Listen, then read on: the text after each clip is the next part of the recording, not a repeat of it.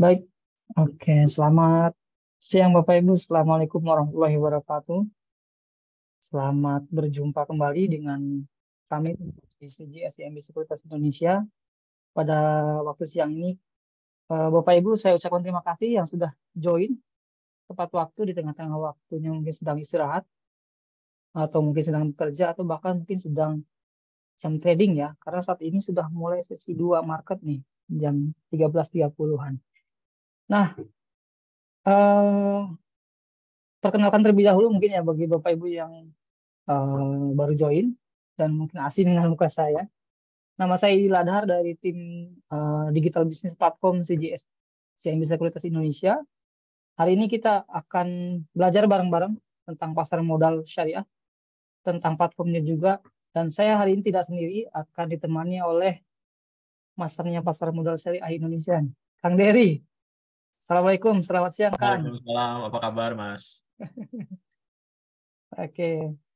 Dan saya juga tidak lupa untuk menyapa Bapak Ibu dan rekan-rekan yang sudah join mungkin di live Facebook ya. Hari ini kita juga live di Facebook. Oke, nanti sesinya akan ada dua ya Mas ya Kang ya dan Bapak Ibu. Sesi pertama nanti akan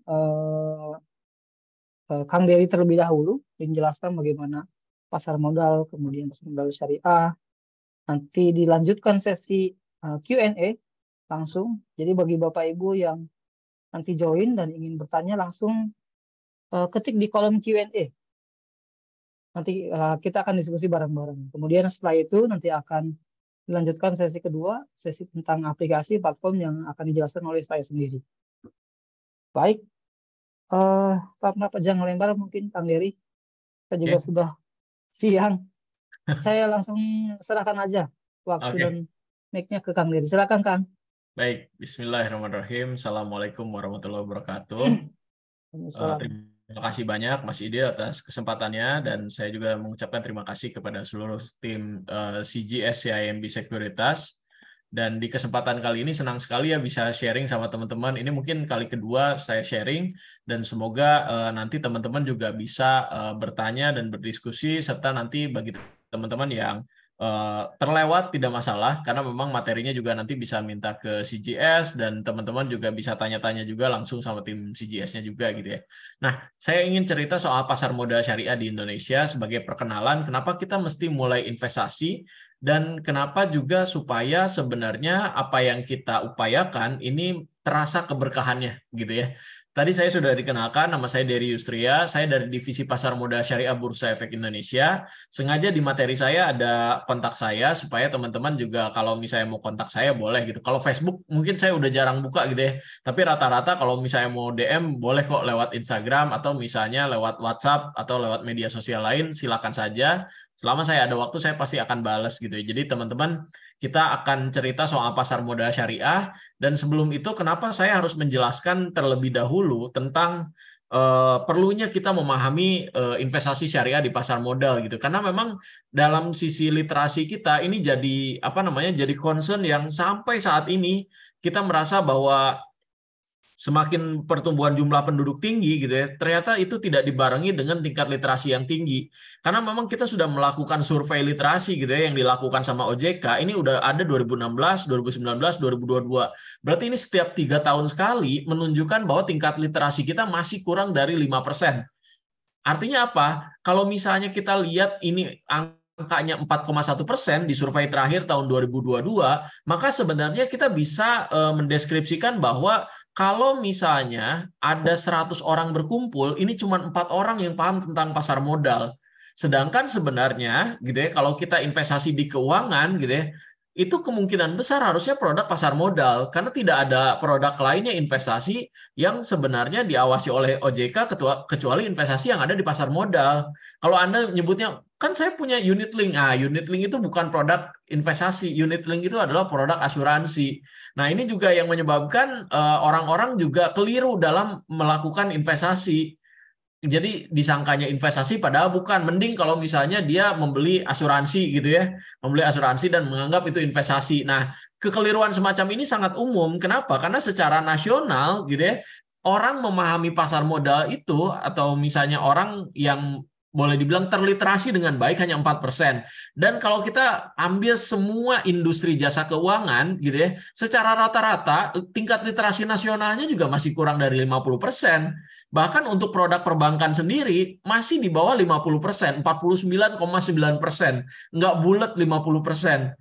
Uniknya apa? Uniknya adalah orang yang membeli produknya atau melakukan inklusi atau menggunakan gitu ya produk dan jasa keuangannya di pasar modal ada 5,2%. Artinya apa? Secara sederhana ada 1,1% orang yang ikutan, tapi sebenarnya dia bisa jadi tidak terliterasi di pasar modal.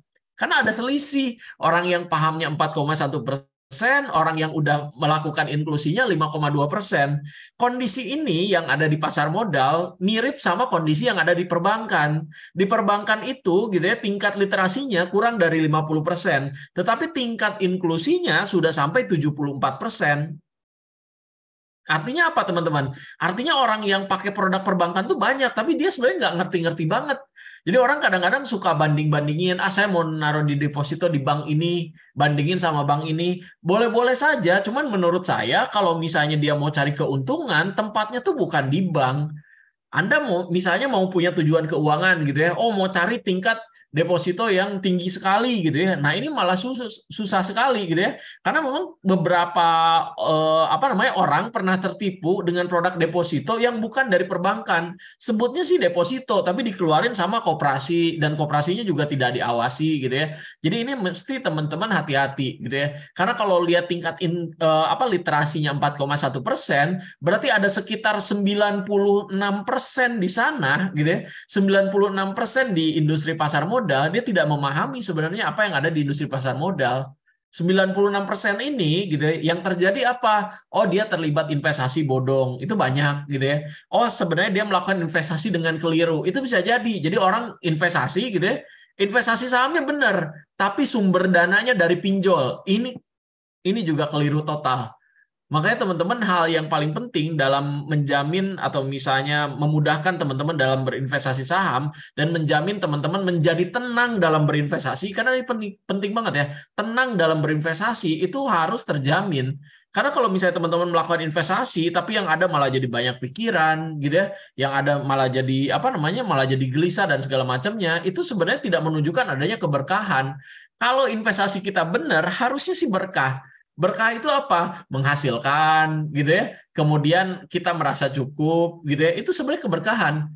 Kalau misalnya di awal kita investasinya udah nggak benar, kitanya sering gelisah gitu ya, boro-boro merasa cukup gitu ya. Yang ada sebenarnya merasa kurang dan jadi panas aja kalau dapat keuntungan gitu ya. Hawanya kayak judi gitu ya, hawanya kayak judi. Nah, ini sebenarnya tidak dibenarkan. Maka teman-teman kalau misalnya kita lihat, iya harus ada yang kita pahami dari produk jasa keuangan. Karena di produk jasa keuangan lain, kayak misalnya pegadaian, pembiayaan, dana pensiun, asuransi, tingkat literasinya lebih tinggi daripada inklusinya. Orang paham, tapi orang belinya dikit. Nah, di pasar modal dan perbankan beda. Orang nggak paham, tapi orang udah masuk di pasar modal. Nah, inilah adanya gap seperti ini yang jadi fokus pembahasan kita, supaya semoga teman-teman yang hadir dari sini, menyimak di sini, jadi paham, iya, yang harus saya lakukan adalah meningkatkan tingkat literasi keuangan saya, supaya saya bisa menggunakan produk jasa keuangan dengan lebih baik. Gitu ya. Nah, kenapa saya ajak teman-teman, ayo kita mulai yuk investasi syariah. Karena satu, ini sangat terjangkau sekali. Kemarin sempat saya ditanyakan gitu ya, Pak, ini kan saya masih mahasiswa gitu ya. Apakah saya harus beli produk yang low risk low return, kemudian high risk high return gitu ya. Ini sebenarnya fokus kita bukan langsung ke risikonya, tapi produk apa dulu yang sebenarnya kita butuhkan. Gitu ya. Kita bisa tahu produk apa yang kita butuhkan kalau kita sudah punya tujuan investasi. So makanya teman-teman kalau misalnya teman-teman berbicara soal syariah gitu ya, dan kadang-kadang tujuan investasi saya itu apa sih, atau tujuan keuangan saya itu apa sih? Sebenarnya kalau tujuan hidup teman-teman, kalau tujuan hidup itu sebenarnya bisa banyak gitu ya. Dan kalau misalnya sebagai seorang muslim, bagi teman-teman yang muslim gitu ya, tujuan hidupnya tuh bisa di-set gitu ya. Tujuan hidup itu bisa ditentukan. Nah, kalau ditanya perencanaan keuangan gitu ya, perencanaan keuangan itu adalah sebenarnya proses menjalani untuk mencapai tujuan hidup tadi gitu ya, dengan manajemen keuangan yang baik. Jadi tujuan keuangan itu sendiri adalah apapun yang kita inginkan di masa yang akan datang, dan ini melibatkan uang. Jadi kalau Anda teman-teman belum tahu gitu tujuan saya buat investasi di pasar modal apa, bisa jadi ini jadi guidance atau jadi rules teman-teman. Oh iya, mau memelihara agama gitu kan. Ini sebenarnya melibatkan apa namanya? Hubungan kita dengan Tuhan, sehingga ini melibatkan orang lainnya tuh sedikit. Melibatkan uang juga sebenarnya impact-nya lebih banyak ke diri sendiri. Contoh misalnya apa, memelihara agama tuh, oh iya, motivasi terendah aja misalnya buat memenuhi rukun Islam gitu ya. Kan kita tahu rukun Islam itu ada ibadah haji. Nah, tapi kan itu ada bagi yang mampu tuh. Kalau misalnya kita lihat, oh iya itu kan bagi yang mampu gitu ya. Tapi karena ini di rukun Islam, mestinya tuh kita kepikiran, oh iya ya, walaupun ini apa namanya ada tanda bintangnya bagi yang mampu, seharusnya banget nih gitu ya. Kita tuh jadi mampu. Orang itu rukun kok gitu ya. Sholat aja rukunnya kagak dipenuhin, ya jadi aneh juga gitu ya. Jadi nggak tahu kita diterima apa enggak. Nah, yang kedua melihara jiwa. Jadi melihara jiwa, kesehatan badan dan segala macamnya. Kan kita tahu gitu ya, makanan gitu ya, kemudian apa yang kita makan, apa yang kita konsumsi, pakaian kita gitu ya. Atau misalnya yang untuk penghidupan kita, sandang, pangan, papan, itu termasuk memelihara jiwa kita juga. Jadi sebenarnya tujuan keuangan tuh bisa untuk itu supaya apa namanya saya bisa terus-terusan membeli makanan yang bergizi, itu bisa jadi gitu, itu memelihara jiwa juga. Memelihara akal misalnya apa ya, kita ikutan yang kayak gini tuh memelihara akal, datang ke kajian apa namanya pengajian, datang misalnya untuk apa majelis ilmu, datang ke tempat-tempat kayak gini gitu ya, Zoom yang bermanfaat, itu memelihara akal. Nah, kita juga sebenarnya butuh uang gitu ya untuk memelihara keturunan, kan supaya misalnya keturunan kita tuh disiapkan jadi generasi yang lebih kuat dari kita. Kemudian memelihara umat, zakat, infak, sedekah, itu tuh memelihara umat. Maka nggak heran kalau misalnya ada investor syariah gitu ya, tujuan investasinya adalah supaya dia bisa kasih ke orang. Itu wajar banget ada investor syariah yang kayak gitu. Karena memang tujuan keuangan itu bisa beda-beda tiap orang. Dan kalau misalnya mau tahu keberkahan, teman-teman harus tahu bahwa setiap kenaikan usia kita, itu kebutuhan terhadap uang tuh meningkat. Bahkan ketika meninggal pun, sampai kita menjelang meninggal itu gitu ya, entah biaya rumah sakit, pas kita meninggal pun kadang-kadang masih ada tuh kebutuhan uang, nggak sampai nol banget. Contoh misalnya di Jakarta ini saya harus kasih tahu teman-teman, biaya kuburan yang biasa di Jakarta itu puluhan juta loh. Mending kalau tanahnya ada. Biasanya tempat-tempat kuburan umum itu udah penuh teman-teman. Nah, alhasil apa? Orang tuh larinya kemana? Ke San Diego gitu ya. San Diego Hills, itu tempat kuburan semua. Anda tahu berapa biayanya? 85 juta. Orang kemarin tuh cerita sama saya, ini apa namanya saya bantuin oma opa saya gitu ya beli tanah di San Diego Hills. Untuk sepasang aja tanah kuburan itu 150 juta. Kalau di kita, saya dibawa di Bandung di kampung, ini mungkin udah jadi rumah sendiri 150 juta gitu ya. Tapi di daerah Jabodetabek ini mungkin ini cuman jadi tanah kuburan aja, dan itu harus dipikirin. Kita mati aja masih butuh uang. Nah, makanya bagaimana kita punya gitu ya perencanaan yang bagus supaya setiap level kehidupan kita, apa yang kita inginkan itu tercapai. Jadi kalau ditanya berkah itu cukup. Cukup itu caranya gimana gitu ya, mencukupkan. Ya berarti sumbernya harus bagus, mengelolanya juga harus bagus. Sederhana sekali teman-teman, sumbernya mesti bagus, cara mengelolanya mesti bagus. Sumbernya bagus, mengelolanya nggak bagus, berantakan juga sama. Makanya setiap kenaikan usia kita tuh gini, kita awal kerja gitu ya, aduh habis kerja ngapain ya, pengen nikah. Nah itu nikah tuh tujuan keuangan. Kenapa? Nikah tuh pakai duit. Nggak ada nikah cuman pakai sajadah doang tuh jarang gitu kan. Jadi modal sajadah doang udah jarang banget. Datang ke KUA aja ya mungkin walaupun gratis, tetaplah ada gitu ya, ngasih sama penghulunya gitu kan. Orang ini udah pernikahan gitu jarang banget. Belum lagi misalnya kelahiran anak mau sekolah SD, SMP, SMA itu juga udah beda gitu ya. Harganya juga setiap tahun udah beda. Nah, makanya penting bagi teman-teman untuk menjalani juga sampai masa pensiun. Kadang orang masa pensiun itu apa? Membuat anak itu seperti aset. Wah, gue tenang punya anak 10. Itu aset gue. Nggak bisa kayak bilang begitu. Anak itu bukan aset. Makanya kejadian yang namanya sandwich generation tuh kayak gitu. Sandwich generation terjadi ketika orang tua menganggap anak itu adalah aset. Bukannya nggak boleh, tetapi sebenarnya ketika menciptakan generasi sandwich, ini akan berulang biasanya, gitu ya. Anak kita jadi generasi sandwich juga, karena memang sejak awal dia menanggung orang tua, menanggung adiknya, kemudian menanggung pasangannya juga, anaknya juga, pasti berat banget. So makanya kalau misalnya kita mau pensiun, nah kita pastikan, oh kalau saya mau pensiun, saya harus bisa mandiri gitu ya. Ngitungnya itu bisa, sebenarnya ngitungnya bisa, tinggal kita ketika masa produktif kita usahain. Contoh misalnya gini, usia saya 40, saya mau pensiun 55 nih di Bursa Efek gitu ya. Maka saya punya waktu berapa tahun? Maka saya punya waktu 15 tahun untuk menyiapkan masa pensiun saya. Ini sebenarnya udah sangat ideal. Usia 40, pensiun 55, ada 15 tahun buat ngatur gaya hidup supaya nanti gini, karena kepikirannya gini, kalau saya usia 55 pensiun, kan kita nggak tahu memang matinya kapan gitu ya. Meninggal tuh kan kita nggak tahu, tapi pasti meninggal nggak? Ya pasti meninggal, tapi nggak tahu. Kalau meninggalnya terlalu cepat, ini kadang jadi masalah. Meninggal ngedadak gitu ya, terlalu cepat, itu jadi masalah. Tapi kalau misalnya meninggalnya lama banget gitu ya, diberkahi umur panjang, ini kalau misalnya kita nggak bisa ngebiayain diri sendiri, jadi problem. Makanya kita suka ambil rata-rata. Kalau saya usia 55 pensiun, dan rata-rata orang Indonesia meninggal usia 70, angka harapan hidupnya, maka saya butuh 15 tahun tuh hidup sendiri gimana tanpa ada pendapatan, karena saya udah pensiun. Itu yang harus teman-teman pikirkan, bahwa sampai kita tua pun, sampai kita pensiun pun, itu harus kita rencanakan gimana cara ngejalaninnya. Kebanyakan orang pensiun, kemudian sakit dan meninggal, gitu ya. Kebanyakan itu gara-gara banyak pikiran banget. Udah banyak pikiran apa? Karena semua fasilitas biasa berkurang. Coba udah pensiun gitu ya. Banyak yang udah pensiun nggak punya rumah dinas, nggak punya mobil dinas lagi. Kemungkinan nggak ada temen juga gitu. Karena memang orang yang nemenin dulu ya, karena memang faktor pekerjaan gitu kan, itu banyak. Udah gitu nggak bisa mandiri gitu ya.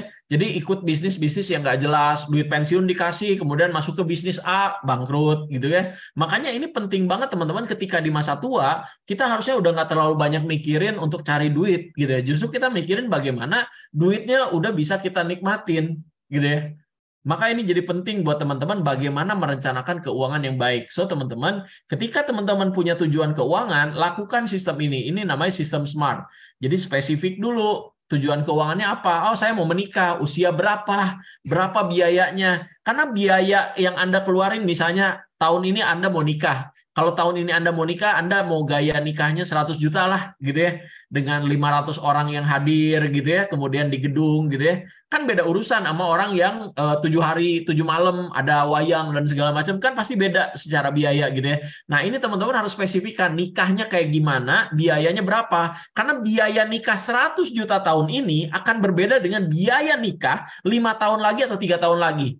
Usia Anda sebutlah 22. Anda mau menikah tahun 3 tahun yang akan datang, pas Anda umur 25, itu nggak 100 juta lagi. Gaya nikah 100 juta yang dulu mungkin pas nanti jadi 110 juta, jadi 115 juta, kan kita nggak tahu. Kadang-kadang melebihi inflasi kenaikan harganya, karena nggak semua barang itu sama inflasinya. Biaya catering makanan bisa jadi mungkin ngikutin inflasi. Inflasi sebutlah rata-rata 4% atau 3% gitu ya. Akan tetapi kalau misalnya properti, misalnya sewa gedung buat pernikahan, itu kadang-kadang naiknya nggak kurang dari 5%, kadang-kadang 10%, kadang-kadang 15%. Jadi ada barang-barang atau item-item dalam pernikahan yang sebenarnya harganya bisa naik. Yang kedua adalah measurable. Jadi teman-teman terukur nggak gitu ya? Terukur dalam artian apa? Teman-teman pengen nikah dengan 100 juta. Nah, sekarang maunya 50-50 atau 30-70 atau 60-40. Nah, ini sisanya berapa? Berapa yang Anda punya sekarang? Nikah 100 juta, sekarang punya 40 juta. Oke, berarti kalau misalnya kalau kita mau nikah sekarang kurang 60 juta. Dan di masa yang akan datang harusnya udah ngukur pakai suku bunga atau pakai inflasi, berapa kurangnya. Kalau ini nggak disiapin, nantinya pasti bakal kurang. Nah, ketika kurang apa? Gitu, ketika kurang nyari ke pinjol. Mau pinjol legal, mau pinjol ilegal, sama aja menurut saya. Sama aja kalau nggak bayar, sama beratnya. Pinjol ilegal kalau nggak bayar, ya itu tadi ditagihin sama badannya gede-gede gitu ya. Ini problem loh, masalah utang pinjol ilegal tuh gitu ya, ditagihin sama debt collector yang serem-serem gitu ya. Pinjol legal ini juga ngerusak semua rencana teman-teman. Contoh apa? Pinjol legal itu akan ngebuat ketika Anda gagal dalam membayar gitu ya, atau gagal bayar dalam waktu berapa bulan, kolektabilitas Anda itu pasti turun gitu ya. Nah, makin jelek kolektabilitasnya ketika teman-teman nantinya bekerja, udah punya duit, pengen nyicil rumah, udah pernah kolektabilitasnya ini jelek 5 gitu ya, maka ini teman-teman akan sulit dapat pembiayaan atau dapat kredit dari bank. Makanya hati-hati teman-teman gitu ya. Jaga tingkat kolektabilitas kita. Kalau bisa sebenarnya jangan punya banyak utang gitu ya. Utangnya diturunin aja. Apalagi utang yang sifatnya konsumtif gitu ya. Kemudian ini achievable. Achievable itu kalau misalnya kita setahun bisa nabung berapa sih?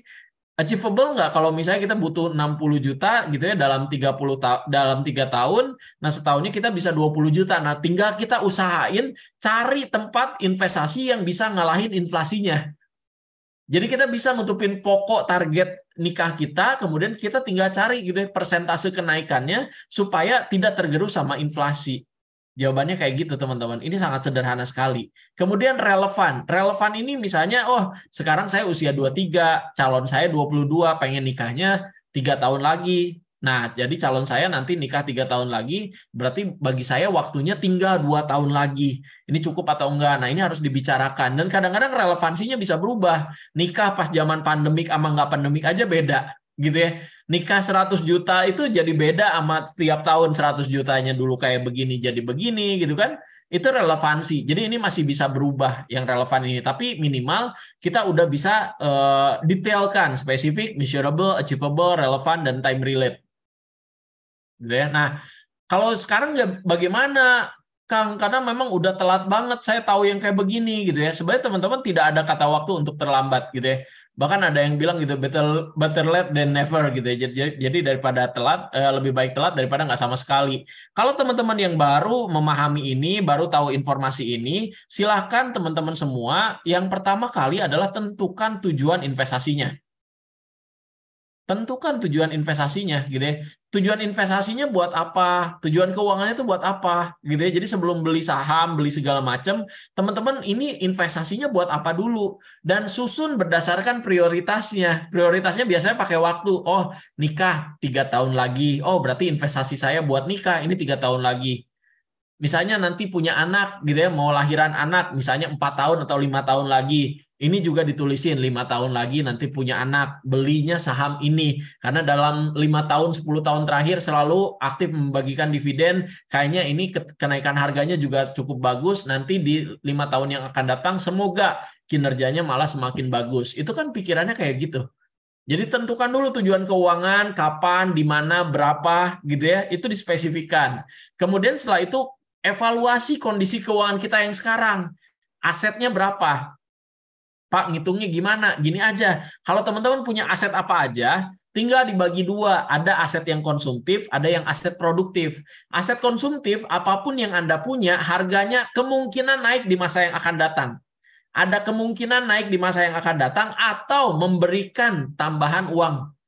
Memberikan tambahan pendapatan, itu adalah aset produktif. Contoh apa? Memberikan tambahan pendapatan, Anda uangnya dibeliin kos-kosan, itu nambah pendapatan. Anda uangnya dimasukin ke sukuk, itu nambah pendapatan. Oke?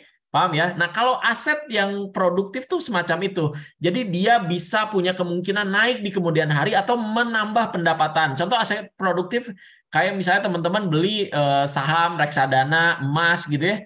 Ada kemungkinan naik, ada kemungkinan turun, tapi ini Pak, ini kan ada kemungkinan naik. Walaupun ada kemungkinan juga turun, makanya tinggal kita pilih produknya yang cocok buat kita kayak gimana. Cuman bedanya dengan aset konsumtif adalah kalau aset konsumtif nggak pakai kemungkinan aset konsumtif itu pasti turun harganya di tahun depan. Contohnya apa, gitu ya? Mobil, motor, alat elektronik, gitu ya. Tahun depan biasanya harganya turun. Nggak sampai tahun depan, Anda beli handphone baru 1 bulan, gitu ya. Itu Anda jual lagi, harganya pasti udah beda. Bedanya jauh banget sama harga baru. Gitu ya. Nah, itu dinamakan dengan aset konsumtif karena Anda pakai, Anda nggak pakai, Anda cuma lihat, Anda elus-elus doang, harganya turun. Itu aset konsumtif. Ketika Anda kebanyakan aset konsumtif, nah ini pasti berat, gitu ya. Kondisi keuangan Anda tuh pasti berat. Dari sisi aset sama utang aja beda. Kenapa Pak harus ngomongin utang juga? Karena utang itu adalah pemberat dari aset atau yang membuat aset sulit bertumbuh atau menjadi pengurang aset. Contoh gimana? Anda punya rumah Anda beli 500 juta, kemudian Anda lihat tetangga jual rumahnya 800 juta. Oke, Anda boleh pakai aset dengan nilai pasar rumah nilai kayaknya rumah saya nggak beda jauh deh sama tetangga. Harganya tetangga aja jual 800, berarti saya beli 500, sekarang harga pasarannya 800. Fine, tapi cek dulu berapa sisa KPR saya. Oh, KPR saya sisanya 150 juta lagi. 800 kurangi 150 dulu gitu ya. Oh, jadi aset bersih saya 650 juta. Itu aset bersih.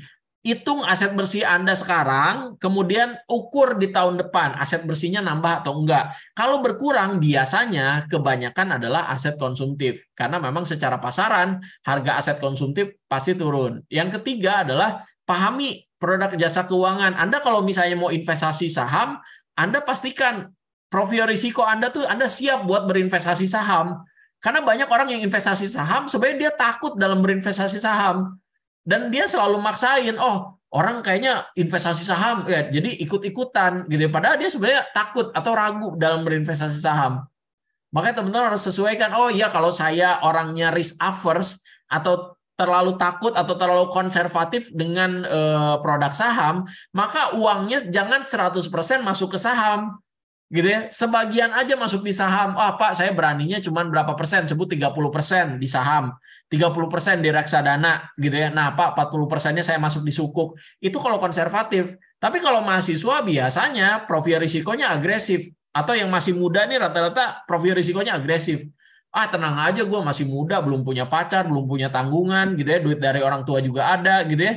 Dia beliin saham, 100% dana investasi saya masuk ke saham. Silahkan gitu ya, nggak ada masalah sama sekali. Tapi yang jelas tahu gitu ya, oh ini produk yang cocok untuk saya. Jadi nggak semua produk cocok untuk teman-teman semua. Makanya produknya yang harus yang cocok dengan teman-teman gitu ya. Kemudian perbaiki kondisi keuangannya yang belum ideal. Kalau ada utang konsumtif, kurangin utang konsumtifnya. Kalau ada pinjol, beresin pinjolnya. GoPay Later, Shopee Pay Later, apapun itu sama dengan utang. Jangan bedain, Pak ini kan cuma GoPay Later, Pak ini cuma Shopee Pay Later, Pak ini cuma Taploka, Pay Later, dan segala macamnya. Sama aja. Kurangin. Nah, setelah beres, baru sisihkan dana untuk investasi dan tabungan. Setelah punya dana investasi dan tabungan, coba punya proteksi deh, punya asuransi. Kalau bisa, syukur-syukur beli asuransi di luar BPJS, bagus. Tapi kalau nggak bisa, itu BPJS jangan sampai nunggak, bayar setiap bulan. Kebanyakan orang Indonesia lupa tuh ngumpulin tabungan, ngumpulin investasi. Tapi begitu sakit, duitnya keambil.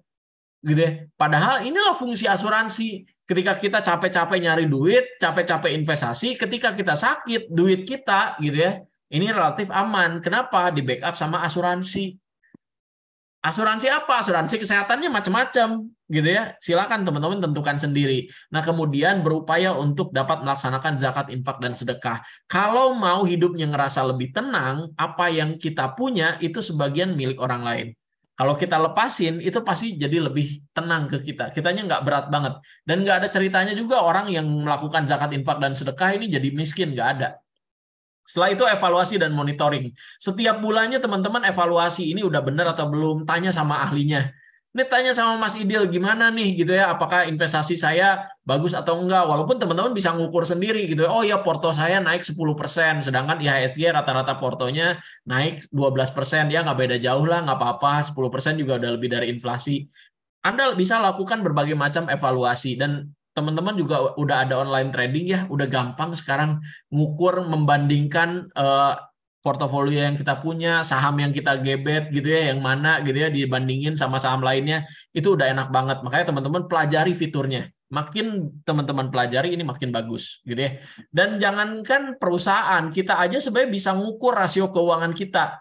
Contoh misalnya aset liquid. Aset liquid ini tabungan dan duit cash gitu ya. Duit cash kita yang kita pakai dan duit yang ada di tabungan maupun deposito ini dibagiin sama pengeluaran bulanan. Nah, kalau misalnya ini orang yang pernah saya periksa cek keuangannya, ini 9,6.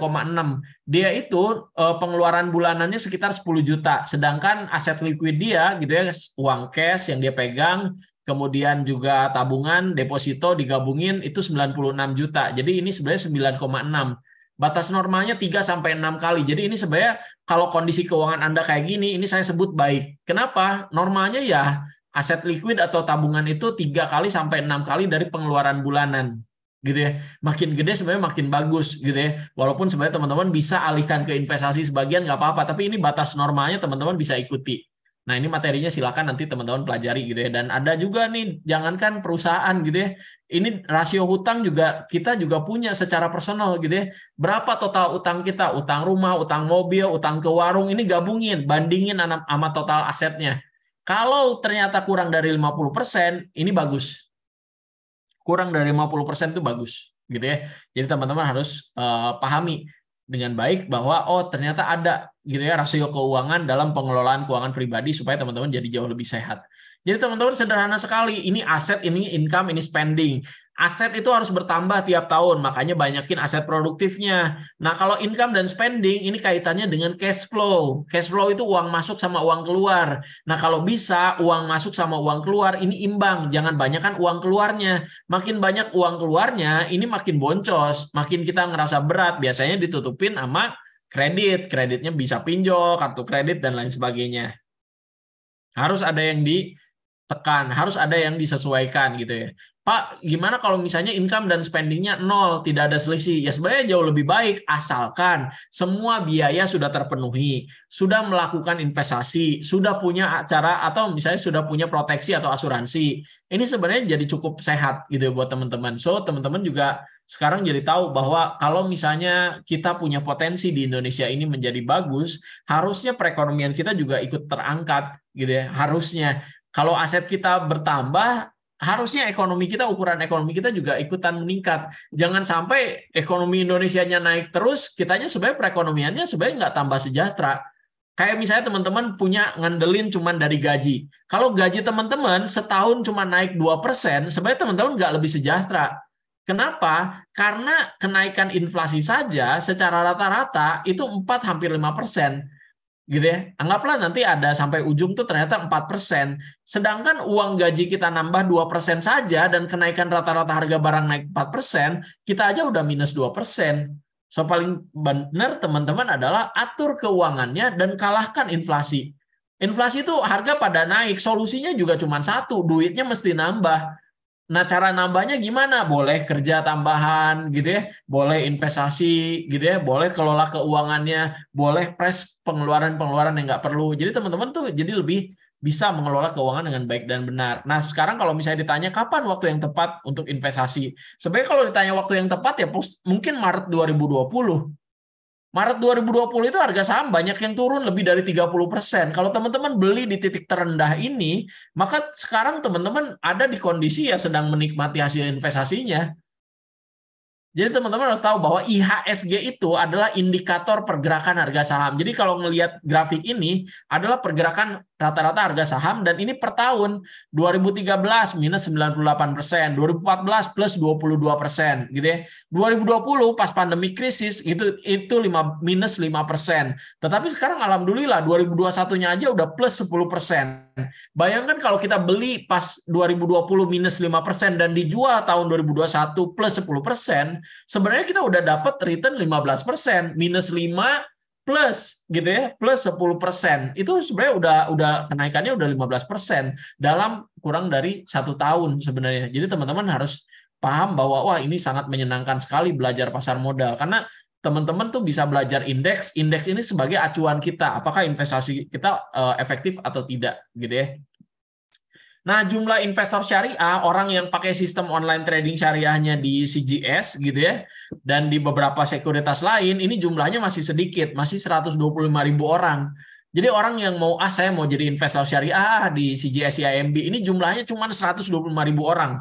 Anda bandingin ya, jumlah penduduk Indonesia 250 juta. Sebutlah yang muslim itu 3/4-nya, atau sebutlah 180 atau 150 juta, gampangnya gitu ya. Dari 150 juta ini, mungkin yang dari 250 juta penduduk aja yang menengah ke atasnya, gitu, menengah sampai atas, itu bisa jadi lebih dari setengahnya, 51%. Menengah atas. Artinya kalau dari 150 juta, anggaplah harusnya minimal ada 75 juta orang. Kenyataannya baru 125.000, teman-teman. Makanya teman-teman yang berkenan, silakan kasih tahu ke orang lain, ini loh investasi yang benar, ini investasi yang sesuai syariah, gitu ya. Karena memang saham-saham di pasar modal syariah itu tambah banyak, gitu ya.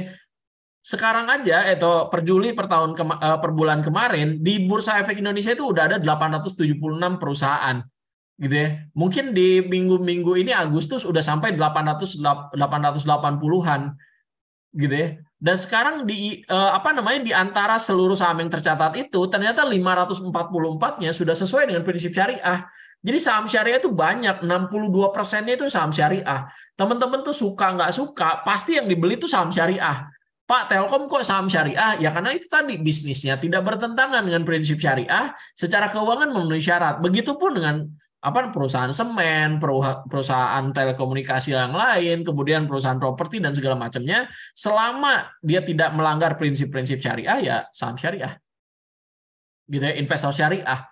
Jadi investor syariah itu kita hanya mendefinisikan orang yang buka rekening di CGS, di perusahaan sekuritas, yang menggunakan fasilitas sistem online trading syariah, gitu ya.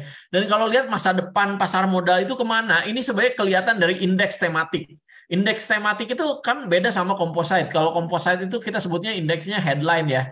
Composite itu berarti mengukur seluruh harga saham yang ada di Bursa Efek Indonesia. Nah, kalau berdasarkan composite atau gabungan, ini kita sebut dengan IHSG. Nah, di syariah juga ada kayak semacam indeks composite-nya, dinamakan dengan indeks saham syariah Indonesia, gitu ya.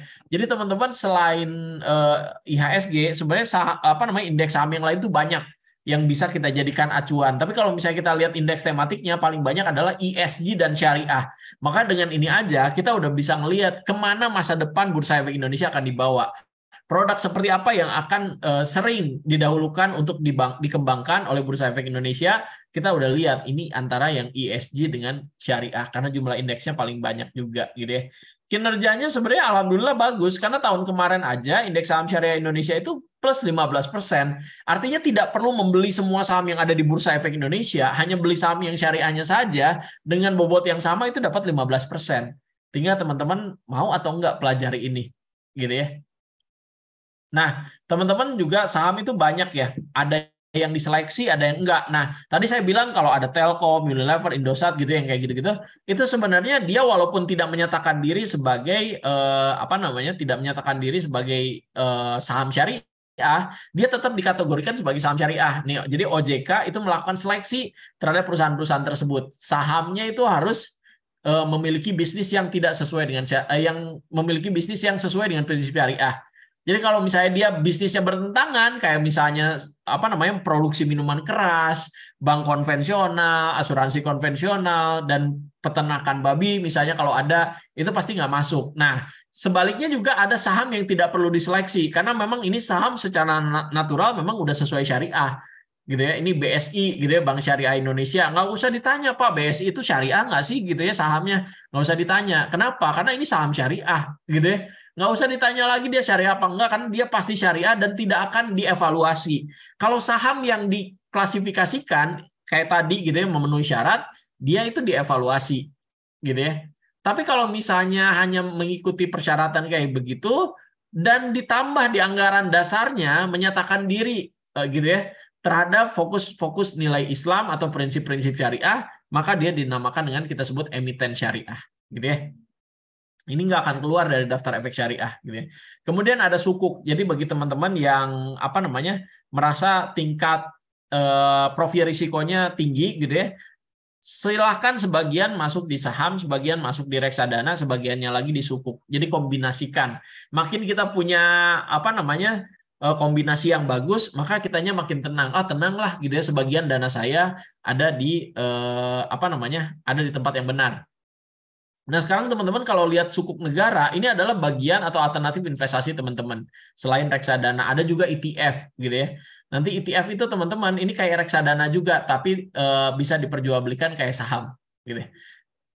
Jumlah investor kita ini sebenarnya alhamdulillah udah lebih dari hampir 80%-nya adalah kurang dari 40 tahun. Jadi sebenarnya banyak sekali investor muda, tinggal teman-teman mau ikutan atau enggak gitu ya. Nah, kemudian bagi teman-teman, tanda kita punya literasi keuangan yang baik dan pengelolaan keuangan yang baik, minimal kita punya 3 ini. Investasi punya, tabungan punya, asuransi punya. gitu ya. 3 hal ini sangat menentukan sekali, signifikan sekali gitu ya bagi teman-teman apakah sudah dewasa secara finansial atau belum, sudah terliterasi atau belum gitu ya. Nah, kalau misalnya secara lembaga jangan salah teman-teman, baik CGS dan Bursa Efek Indonesia sama-sama diawasi sama OJK. Jadi kalau teman-teman investasi di bidang keuangan tapi tidak di bawah OJK, ini bahaya banget. Hindarilah gitu ya. Jadi teman-teman bayangin kalau misalnya ngeliat Bursa Efek Indonesia itu kayak mall. Kita sebagai pembelinya disebut investor, kemudian CGS IMB ini berlaku sebagai anggota bursanya atau perusahaan sekuritasnya. Barangnya disebut efek. Ya, teman-teman, efek ini bukan pengaruh. Barang di sini adalah surat berharga.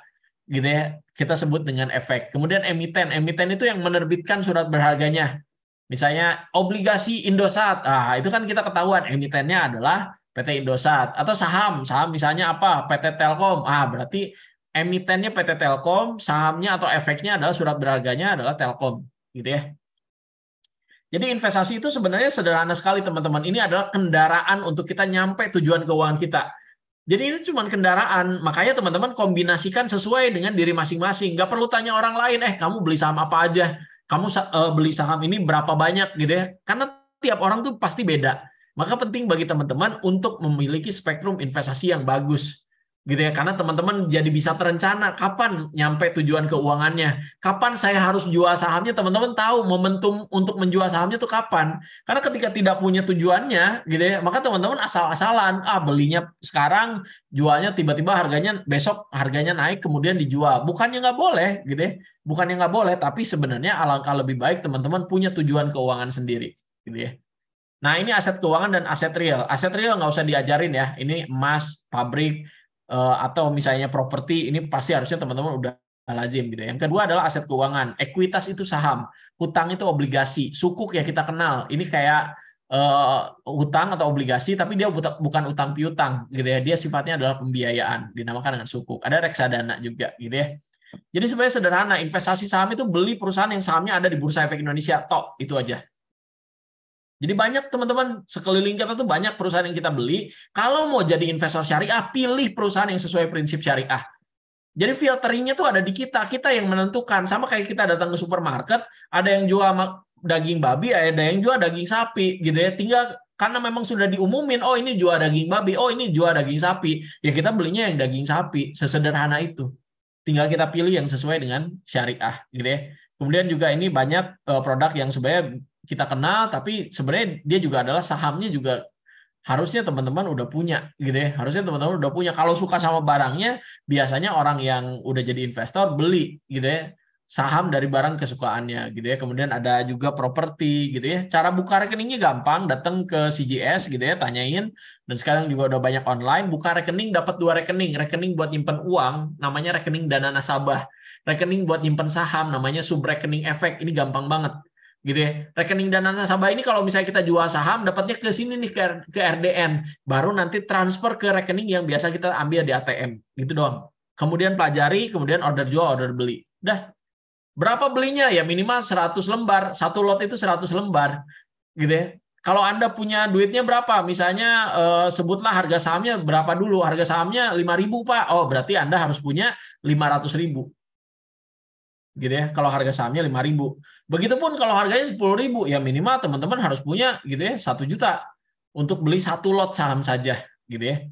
Nah, jadi teman-teman kalau ditanya pasar modal syariah, ini sebenarnya pasar modal yang tadi saya sudah jelaskan, tapi tidak boleh bertentangan dengan prinsip syariah, mekanismenya, kemudian juga pelakunya gitu ya, kemudian infrastrukturnya semua diatur. Nggak boleh beli barang yang haram, kemudian cara transaksinya juga harus benar. Nah, ini kalau syariah dan fikih ini untuk jawab aja bagi orang, kan zaman Rasul dulu nggak ada saham. Ya betul, zaman Rasul nggak ada saham. Gitu. Tapi memang dasar-dasar transaksinya itu adalah yang sudah diajarkan oleh Rasul kita, dan ditambah lagi penjelasan atau penafsiran para ulama yang kita sebut dengan fikih. Gitu ya. Fatwa nomor 80, ini fatwa yang paling panjang, tapi sebenarnya intisarinya gampang banget. Boleh kok investasi saham, asal belinya saham yang syariah gitu ya, dan tidak melakukan transaksi yang dilarang.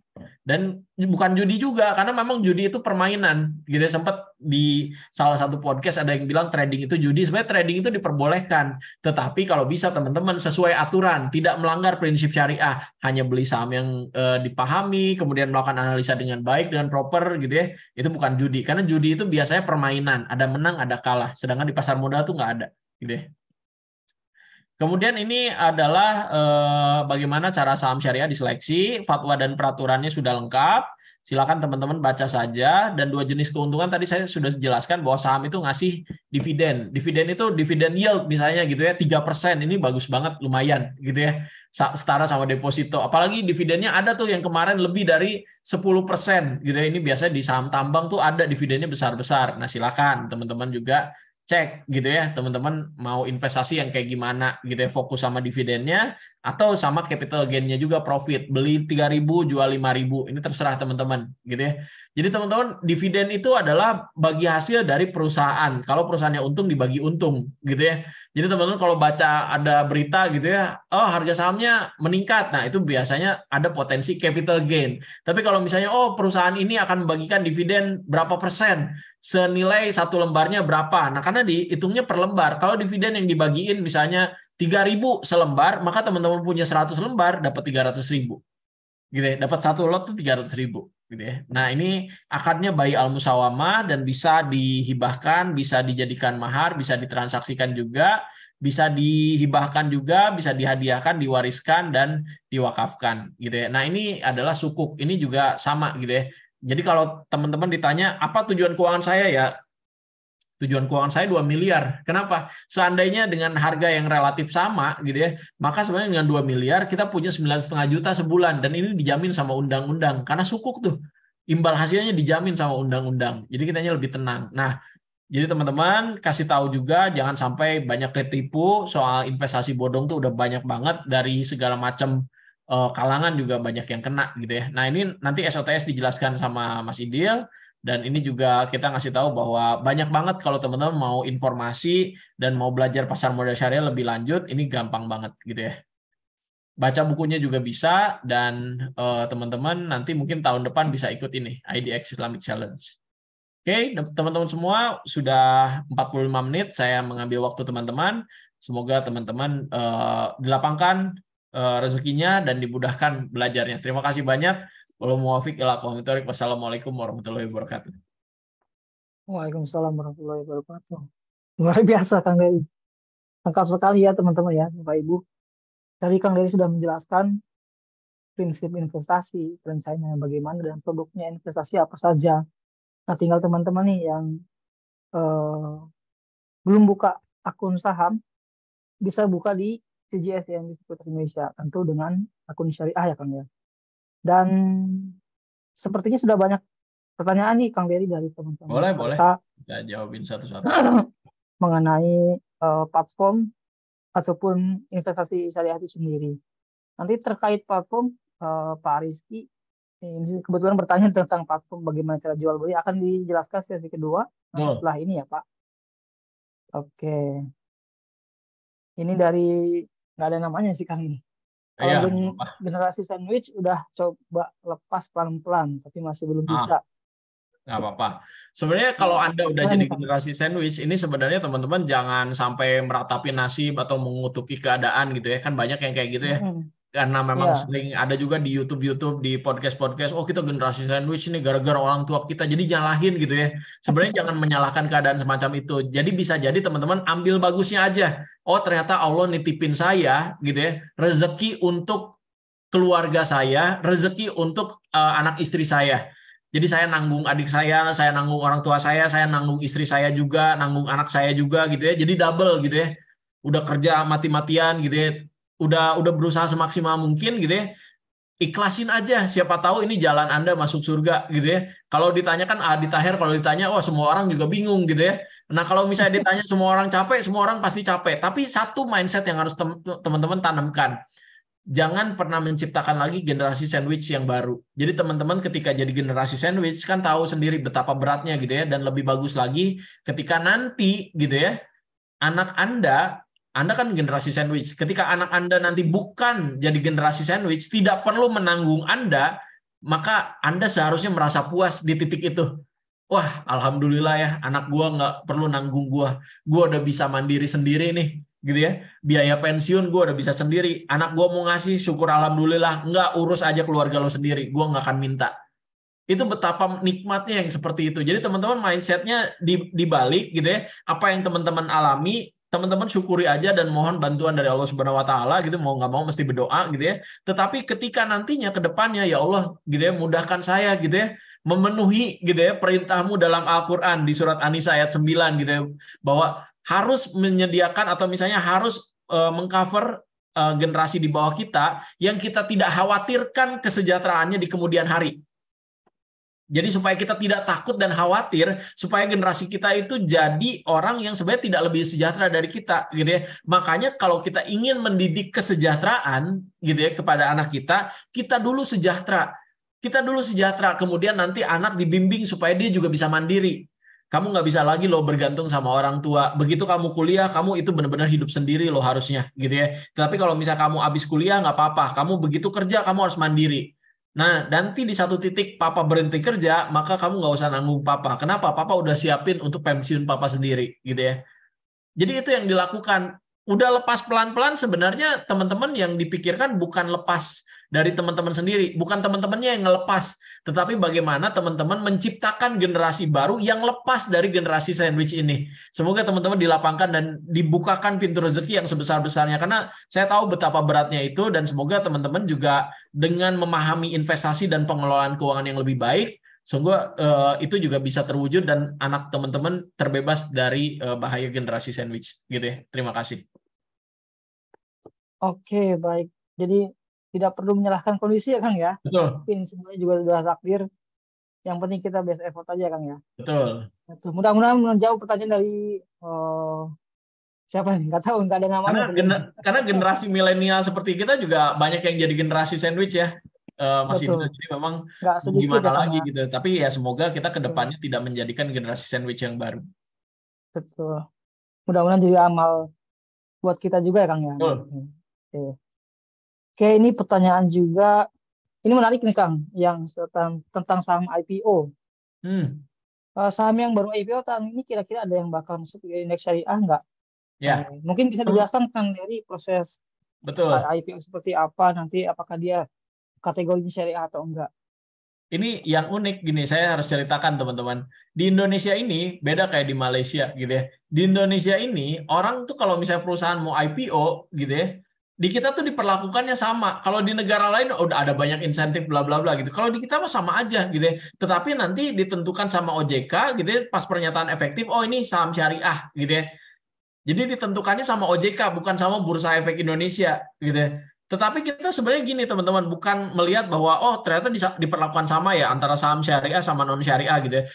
Tetapi sebenarnya teman-teman dari proses ini kita melihat bahwa ini fair kok, gitu ya. Cara perusahaan untuk hadir di Bursa Efek Indonesia itu fair, gitu ya. Sesuai saja gitu, sesuai dengan peraturan gitu ya. Tetapi teman-teman nanti gitu ya, ketika teman-teman lihat oh ternyata dari perusahaan yang banyak IPO tahun ini gitu ya, itu kebanyakan adalah saham syariah.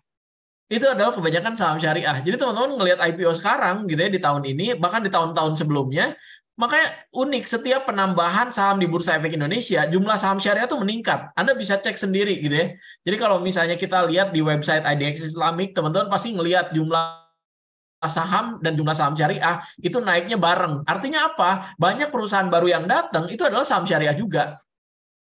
Gitu ya, teman-teman. Jadi teman-teman kalau ditanya bakal banyak nggak yang masuk ke indeks syariah? Ya banyak gitu. Tapi teman-teman satu, ketika teman-teman berpikir bahwa oh kalau saya mau beli saham pas IPO aja karena pasti untung, percayalah tidak ada strategi yang namanya pasti gitu ya.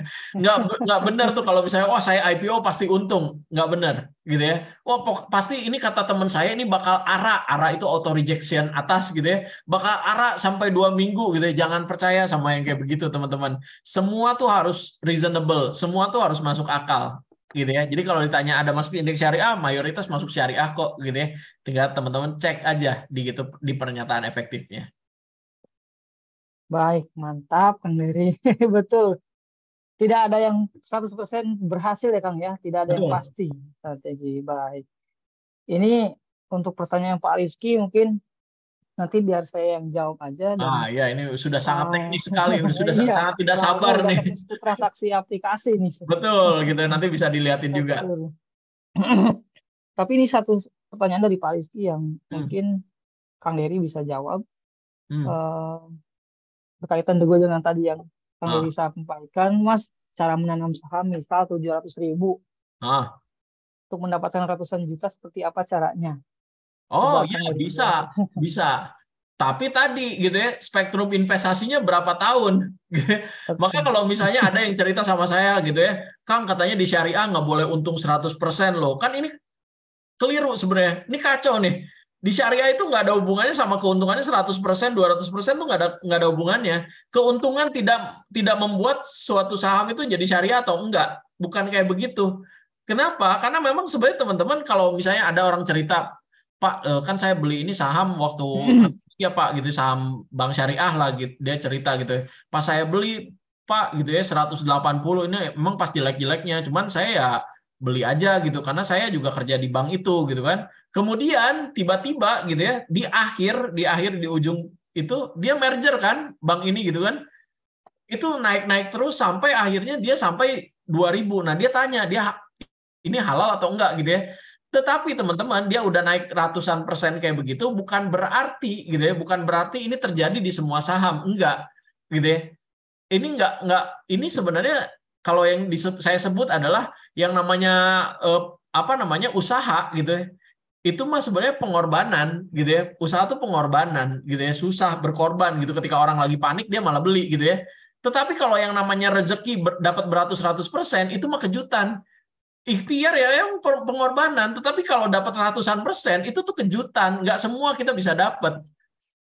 Mungkin ada pernah cerita gitu ya, ada salah satu investor besar di Indonesia gitu. Ketika flu burung, dia beli perusahaan apa ya, perusahaan ternak ayam gitu ya, perusahaan pakan ayam apa ternak ayam gitu ya. Teman-teman mungkin bisa cek gitu ya. Ini legendaris juga gitu ya investornya gitu ya. Beli pakan ayam atau beli ya tentang perayaman gitu ya. Ketika flu burung, orang kan nggak kepikiran gitu, orang flu burung ayamnya pada mati gitu ya, dia malah beli perusahaannya. Tapi dia berpikir bahwa oh kalau misalnya flu burungnya udah kelar, yang namanya penyakit kan pasti ada obatnya. Kalau perusahaannya udah baik-baik aja gimana? Kalau ada penjualan lagi gimana? Kan makin kaya orang makin banyak makan ayam. Lagian paling banyak orang makan protein kira-kira apa? Ayam apa sapi? Banyak kan ayam. Anak kecil aja kalau ditanya makannya ayam apa sapi, banyak kan makannya daging ayam gitu kan. Bahkan kalau ditanya mana yang paling disukai, ayam, daging, apa ikan, jawabannya pasti ayam. Gitu kan. Makanya kalau Anda datang ke KFC atau ke McD, mana yang paling dibeli banyak gitu ya, burger dagingnya atau ayam gorengnya? Kebanyakan ayam gorengnya juga. Nah dari situ gitu ya, ketika dia beli pas jelek-jeleknya gitu ya, dia gitu ya, dapat tuh gitu perusahaannya balik lagi yang tadinya kena flu burung terus perusahaannya sebenarnya konsisten aja gitu ya terus tiba-tiba balik lagi harganya bisa naik ratusan persen gitu ratusan persen udah persen ratusan lagi bayangin teman-teman berapa kali lipat gitu ya tapi itu tidak selalu seperti itu jadi kalau ditanya 700.000 jadi misalnya 700 juta bisa gitu ya bisa aja tapi nggak ada yang bisa dipastiin teman-teman harus usahanya kayak gimana. Yang kedua, gitu yang paling memungkinkan adalah spektrum investasinya panjang. Makanya teman-teman ada yang investor BRI yang ngerasa bahwa wah tiba-tiba nih saya jadi jutawan gara-gara saya beli saham Bank BRI misalnya kayak gitu ya. Tapi itu udah dari lama, udah tahun 90-an gitu ya. Kemudian sekarang baru dijual kan itu udah melakukan stock split berapa kali. Cerita-cerita semacam itu terjadi, teman-teman. Gitu ya. Tidak dapat dipungkiri, tapi itu lihat dia berapa lama sampai dia meninggal baru anaknya baru bisa merasakan gitu kan. Orang tuanya udah meninggal, sahamnya masih dalam bentuk kertas, dia akhirnya baru bisa merasakan gitu ya. Oh, bahwa ini yang ditanam oleh orang tua saya gitu. Jadi kalau ditanya bisa ratusan juta bisa, tapi tadi tergantung keadaan, kondisi dan tergantung dengan waktu juga gitu ya. Demikian. Kalau janjiin satu hari 700.000 bisa jadi 700 juta, mungkin kita tidak akan bekerja di sini. Saya dan Mas Idil bakal nyari juga yang kayak Betul begitu sekali. ya. Mendingan di rumah ya Kang ya. Sambil Betul. mantau Kang, enak. Tapi nggak apa-apa. Pertanyaan yang menarik dan cukup bagus. Tap. Terima kasih Pak Rizky sudah bertanya dan mudah-mudahan bisa menjawab dari pertanyaan Bapak. Dan terakhir lagi nih Pak, Kang Heri, dari Pak Rizky juga Lebih menguntungkan mana, Kang Dery, investasi saham Hmm, dengan tanam modal kerjasama? Mungkin ya, Kang, gitu. keluarga ataupun teman ya Kang, sering Hmm, kita dengar konsepnya sama. pindah. Nah, konsepnya Konsepnya sama sama gitu. gitu ya. Jadi teman-teman tanam modal sama di keluarga sama di perusahaan tuh sama gitu ya. Tapi gini teman-teman, nggak semua orang itu bisa mengelola perusahaan. Nggak semua orang bisa mengelola perusahaan. Jadi sebenarnya orang tuh bisa kaya karena dia berusaha gitu ya. Kan banyak orang kaya di Indonesia itu kan pengusaha juga tuh. Tapi nggak semua dari kita diberkahi kemampuan untuk punya usaha gitu ya. Bikin online shop aja kadang-kadang kita kadang-kadang laku, kadang-kadang enggak gitu kan. Nah, teman-teman sebenarnya walaupun demikian tidak jadi alasan buat teman-teman nggak dapat rezeki dari berusaha. Bisa teman-teman beli perusahaan yang udah ada. Nah, beli perusahaan yang udah ada itu ada di Bursa Efek Indonesia. Ini maksudnya adalah tanam saham, beli saham, beli sahamnya kita punya perusahaannya. Kalau di keluarga juga bisa, tapi itu tadi teman-teman kalau mau jual, nah ini kan agak susah gitu ya. Jadi teman-teman, apakah yang masuk duit di keluarga ini tidak saya sarankan? Sebenarnya gini teman-teman, itu jadi pilihan teman-teman. Atau mau dibagi dua, oh sebagian saya tanam ke keluarga saya deh, sebagian masuk ke saham, silahkan. Gitu ya, nggak ada masalah sama sekali. Pada mau investasinya di sektorial, di properti gitu ya, kan itu pasti biasanya di perdagangan gitu ya, properti dan segala macamnya, itu silahkan saja. Makanya harus di combine teman-teman antara investasi di produk keuangan sama investasi di produk real.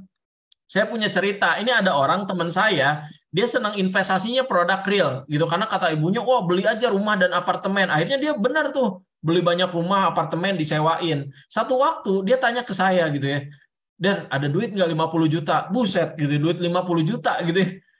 Buat apa gitu kan? Ini gue butuh duit 50 juta, tapi jual rumah susah. Nah, itu tadi, ini adalah masalah likuiditas. Jadi teman-teman kalau misalnya nanemin uang, teman-teman harus tahu gitu ya, likuiditas teman-teman terjaga. Kalau semua ditaruh di usaha keluarga, patungan di usaha keluarga, apakah likuiditasnya terjamin atau tidak? Itu yang pertama. Jadi teman-teman, oh iya kalau saya butuh cepat, ya saya butuh cepat kira-kira berapa sih gitu ya. Oh iya 60% saya masukin ke pasar modal. Karena kalau misalnya butuh cepat dan perusahaan yang saya beli kan perusahaan yang liquid ya, ada LQ45, ada Jakarta Islamic Index gitu ya. Kan setiap hari ada yang beli, setiap hari ada yang jual. Kalau saya mau cairin, cairin aja dapet tuh. Gitu ya. Kalau ditaruh di keluarga kan harus rapat keluarga dulu, harus dicek dulu kasnya ada atau enggak gitu ya. Nah, ini plus minus. Saran saya adalah dikombinasikan. Bukan berarti salah satu jelek, enggak gitu ya. Lebih bagus dikombinasikan. Mana yang bisa menjamin likuiditas teman-teman, mana yang teman-teman lihat profitable-nya misalnya lebih tinggi di keluarga, ya silakan saja gitu ya. Diatur sedemikian rupa supaya apa? Supaya tujuan keuangan Anda bisa cepat tercapai. Demikian. Luar biasa Kang Dery. Terima kasih. Sudah sangat jelas dari Kang Dery memaparkan bahwa jangan lupa juga untuk memperhatikan banyak faktor ya Kang ya. Betul. Resiko, kemudian likuiditas, dan jangan lupa juga profit atau enggak, dan sampai ke siapa yang mengelola tentu ya Kang ya. Betul. Karena tidak semua orang bisa mengelola uang. Betul. Gitu. Baik, oke.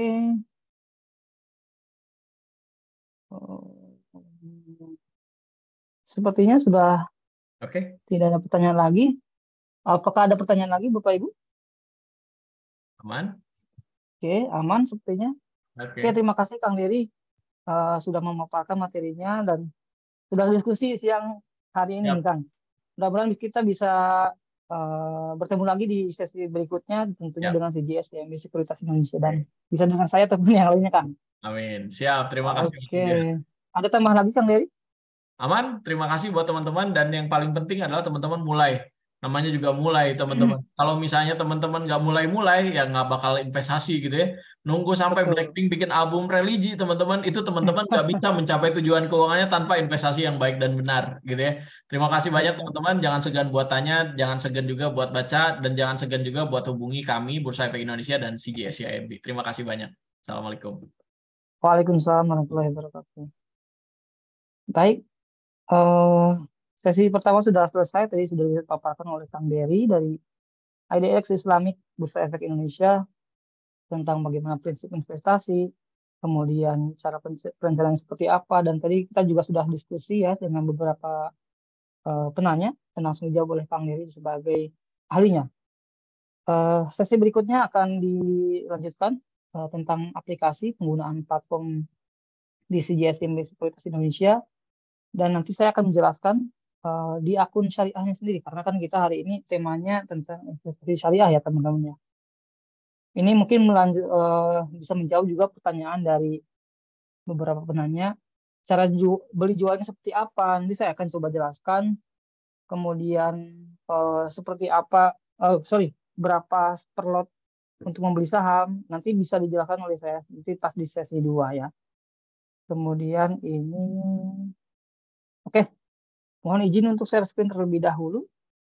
Oke.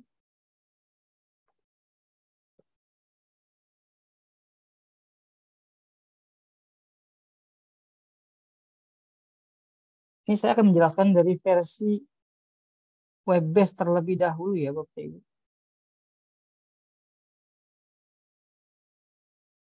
Oke.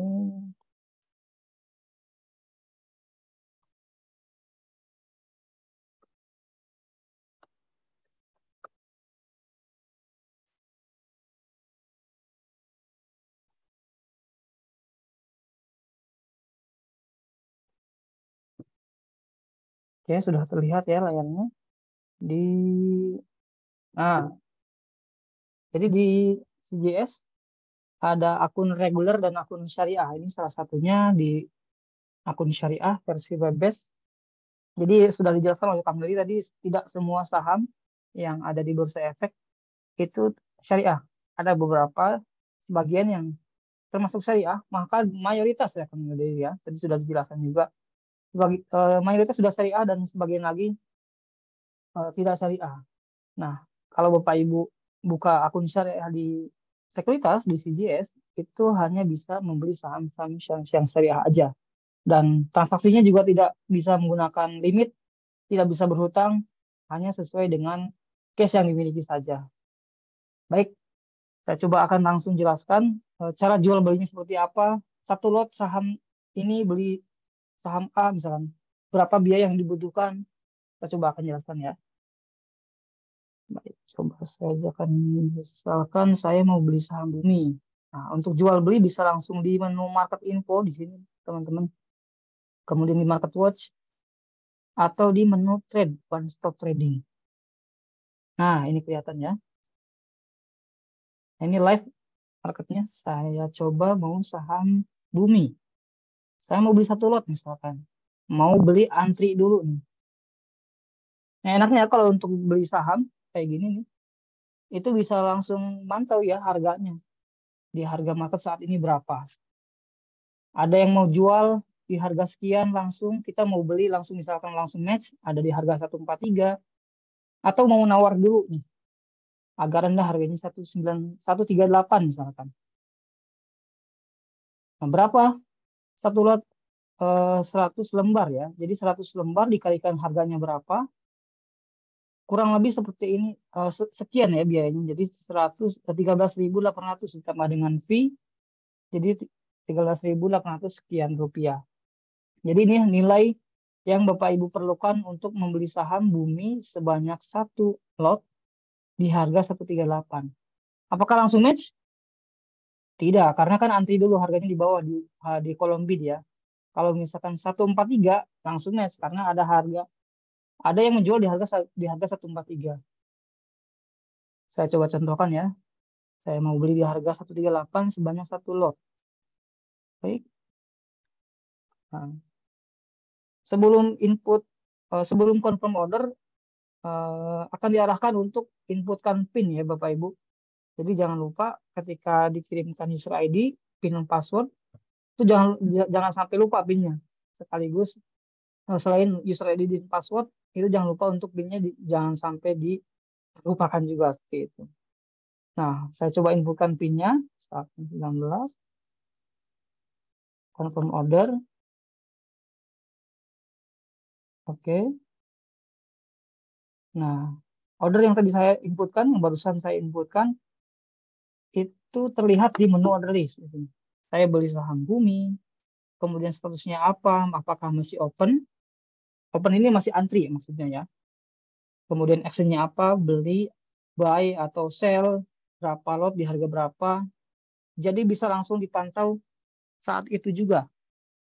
Kalau misalkan Bapak Ibu mau ubah harganya, misalkan dinaikkan sedikit, itu bisa langsung di aplikasi, sorry, ini withdraw ya. Klik amen, tadi icon amen di sini, misalkan mau diubah, mau dinaikkan sedikit 139, misalkan. Langsung amen, confirm amen. Nah, harganya akan langsung berubah ya. Di sini akan langsung berubah, harganya jadi 139. Saya menaikkan harga. Ataupun bisa dibatalkan langsung karena sahamnya mau yang lain, misalkan, bukan saham Bumi. Klik withdraw, confirm withdraw. Tadinya statusnya masih open, berubah menjadi withdraw, artinya dibatalkan. Pada ini sudah tidak aktif dan Bapak Ibu bisa kembali di menu new order. Misalkan mau 2 lot di harga 140, nah, itu bisa langsung diinputkan di menu new order.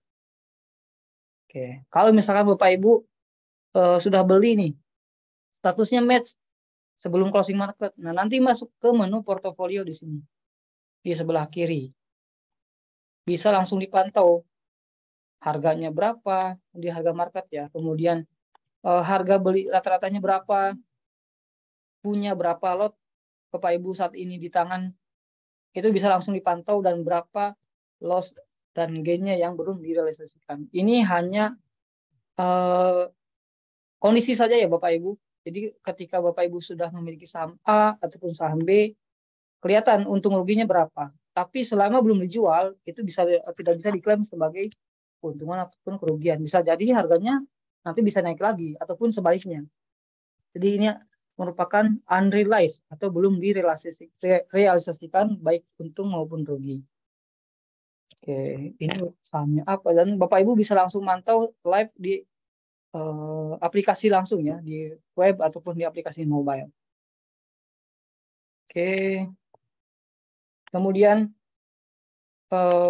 menu lainnya yaitu untuk mengecek dana yang ada di RDI Bapak Ibu saat ini berapa sisanya. Nah, ini dia yang tadi saya sempat singgung, di akun syariah tidak bisa transaksi menggunakan limit. Jadi hanya sesuai dengan cash basis saja. Nah, berapa nilai cash saya saat ini misalkan, ataupun nilai cash di akun saya saat ini berapa, ada di menu akun summary, kemudian ada di current balance. Nah, ini current balance ya Bapak Ibu, saat ini real cash-nya berapa, ada di current balance. Dia akan bertambah ataupun berkurang ketika Bapak Ibu ada melakukan jual saham yang sudah match.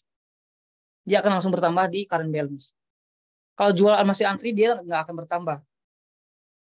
Nah, jadi dia akan bertambah saat jual match, akan berkurang saat melakukan order buy yang masih open dan buy yang sudah match. Jadi ada 3 komponen yang mengubah nilai current balance, yaitu yang sell yang sudah match, kemudian yang kedua order buy yang masih open, dan yang ketiga order buy yang sudah match. Dia akan langsung merubah nilai di current balance. Jadi angka real cash saat ini yang dimiliki ada di current balance.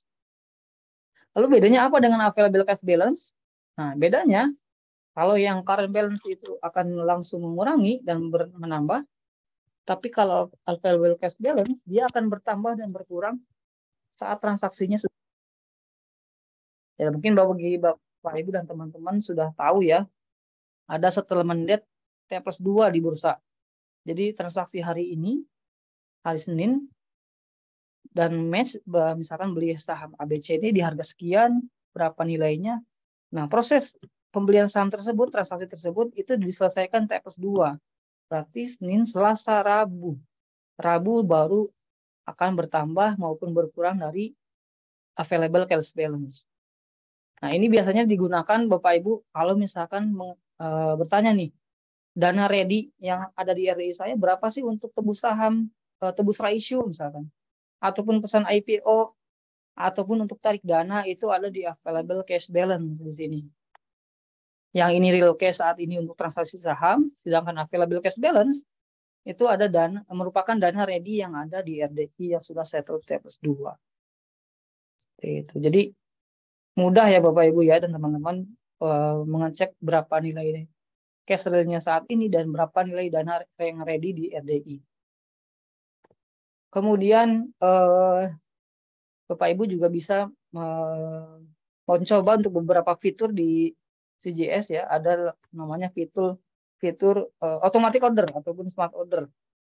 Ada namanya conditional order. Jadi Bapak Ibu bisa pasang beli atau menjual dengan kondisi apa, bagaimana, itu bisa langsung di-save sampai 3 bulan. Selama kondisinya tidak memenuhi, dia akan tersave atau tersimpan di sistem CGS. Saya coba contohkan di sini saya mau beli saham Bumi di harga 138 misalkan.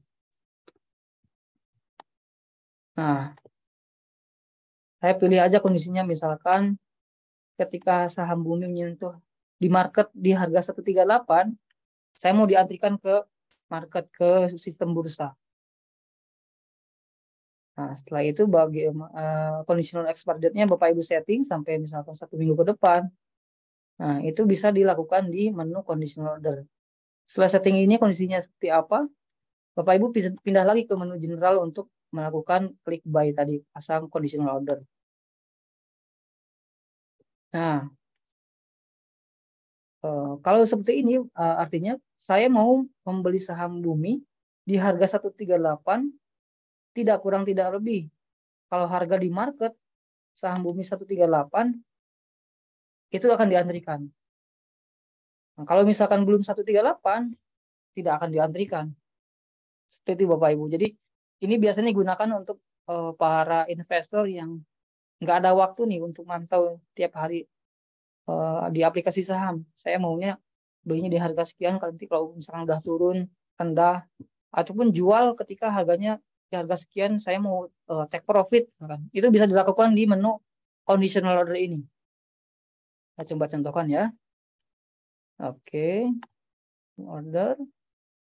Nah, kalau tadi kita order biasa, masuknya ke order list. Nah, kalau misalkan conditional order itu ada di conditional order list, Bapak Ibu. Nah, ini tadi saya mau beli saham Bumi di harga 138 sebanyak 2 lot. Kondisinya equal last dan price di harga yang sama. Statusnya saat ini pending trigger artinya masih tersimpan di sistem CGS, belum keantrikan ke bursa. Kalau misalkan sudah keantrikan, nanti akan menjadi trigger statusnya. Nah, statusnya trigger sudah berubah, misalkan ya, Bapak Ibu tetap dipantau kembali di menu order list. Apakah ordernya sudah match atau masih open, masih antri. Kalau misalkan masih open, tunggu seperti biasa sampai closing market. Kalau misalkan tidak match ordernya, maka order tersebut akan expired dan Bapak Ibu bisa input order kembali di menu conditional order seperti yang tadi saya contohkan. Jadi Bapak Ibu jangan lupa untuk setting harganya berapa, kondisinya berapa, dan sampai kapan nanti akan tersimpan, sampai tanggal berapa. Ini biasanya digunakan untuk teman-teman yang tidak ada waktu untuk memantau setiap hari ya aplikasi, misalkan lagi sibuk lah, ataupun tidak, saya juga misalkan sedang keluar kota lah, nggak ada sinyal, itu bisa langsung menggunakan menu ini, sangat berguna sekali. Oke, ini untuk versi web based Bapak Ibu. Menu-menu lainnya Bapak Ibu bisa lihat di sini ketika membuka akun saham, misalkan untuk tarik dana, ada di client info, itu bisa langsung inputkan berapa nominalnya yang ingin ditarik, kemudian nanti tinggal submit, bisa dipantau sekaligus di menu withdrawal history apakah tarik dananya sudah diproses atau belum. Dan sebagai informasi bahwa untuk cut off tarik dana di CGS itu jam 9.30 pagi ya. Kalau misalkan Bapak Ibu BU atau butuh uang cepat, jangan sampai lupa tarik dana sebelum jam cut off jam 9.30.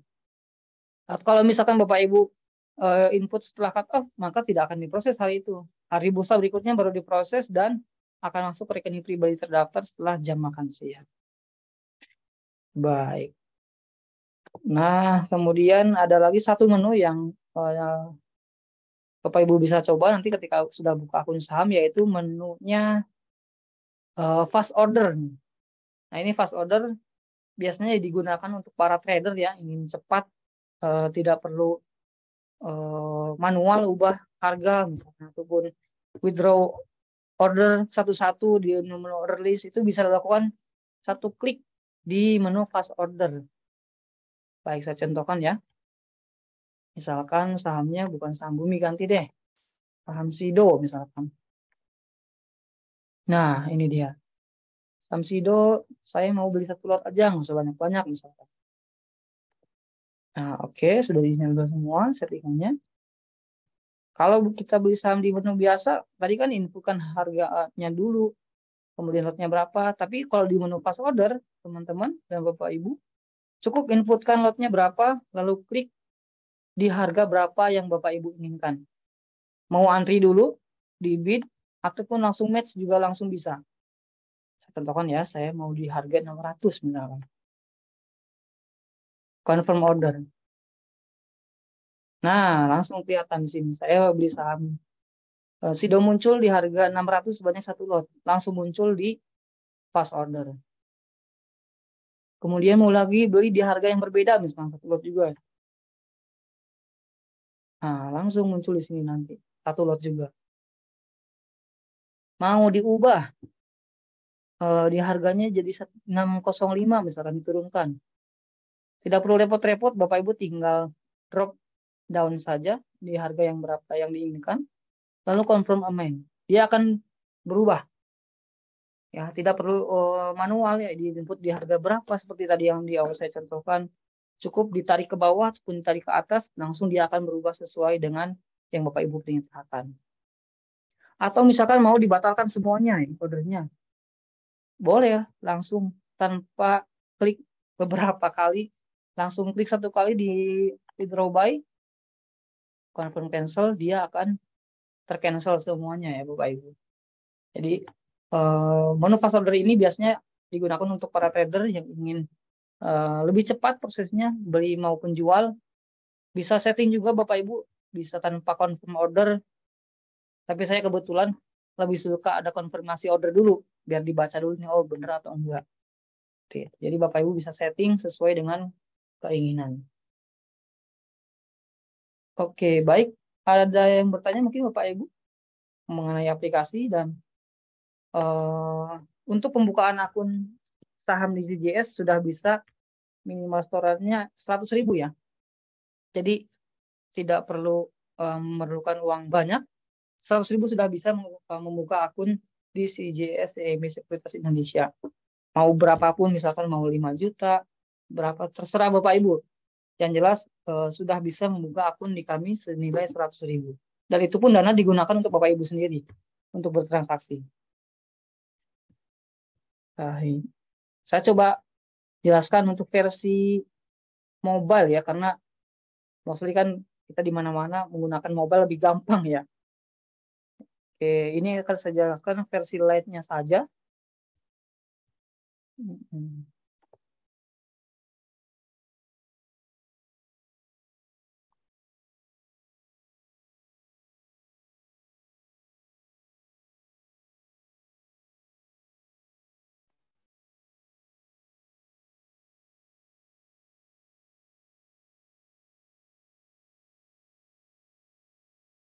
Mohon izin untuk stop screen terlebih dahulu.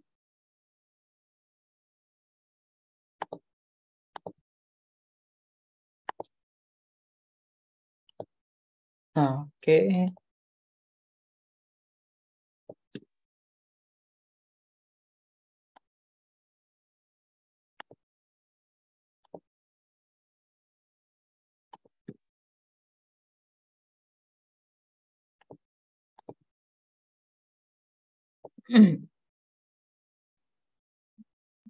Nah, ini tampilan di versi mobile atau di aplikasi handphone ya, baik Android maupun iOS.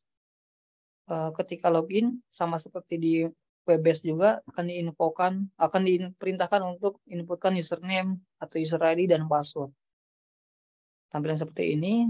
Nah, Bapak Ibu bisa melakukan jual beli di menu trade di pojok kanan bawah.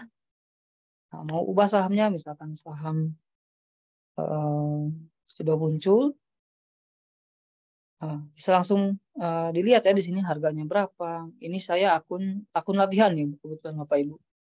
Nah, harganya jadi tidak sama dengan di market ya. Tapi nggak apa-apa.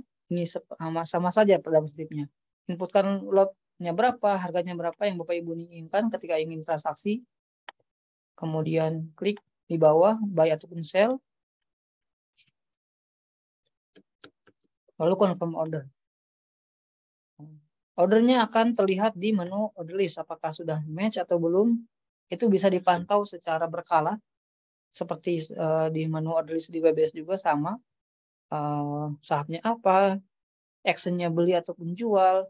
Nanti bisa lihat juga lotnya berapa. Nah, Bapak Ibu juga bisa langsung melakukan amen maupun withdraw di menu order list ini. Nah, jadi seperti yang tadi saya jelaskan, ketika sudah confirm order, beli ataupun jual, tinggal klik resign order ataupun order list di pojok kiri bawah. Kelihatan nanti order sahamnya apa. Mau di amen, misalkan turunkan lotnya, confirm amen, nah, akan berubah menjadi satu lot. Tadi saya diubah ya, diturunkan. Ataupun mau dibatalkan, confirm withdraw, nanti akan berubah juga menjadi withdraw. Jadi tergantung Bapak Ibu ya mau beli saham apa, kemudian berapa lot sesuai dengan dana yang dimiliki di RDI Bapak Ibu. Ini bisa dipantau langsung juga menu portofolio, sahamnya apa, seperti tadi saya jelaskan di WebBase juga sama. Mau lihat detailnya di saham tersebut, Bapak Ibu bisa langsung lihat juga. Kemudian melihat akun summary ataupun dana yang ready di RDI berapa, ada di akun summary di sebelah kanan portofolio. Kemudian untuk tarik dana langsung ada di menu withdrawal, tinggal di submit berapa nilainya yang Bapak Ibu inginkan. Conditional order juga sama di menu trade. Nah, kalau tadi di sebelah kiri general, kemudian di sebelah tengah itu conditional order. Nah, untuk di aplikasi mobile Bapak Ibu sama juga di menu trade, tinggal ditambahkan kondisinya seperti apa yang diinginkan. Misalkan saya mau beli saham Mayora, nah, inputkan harganya, misalkan saya input lotnya dulu, 2.400 misalkan.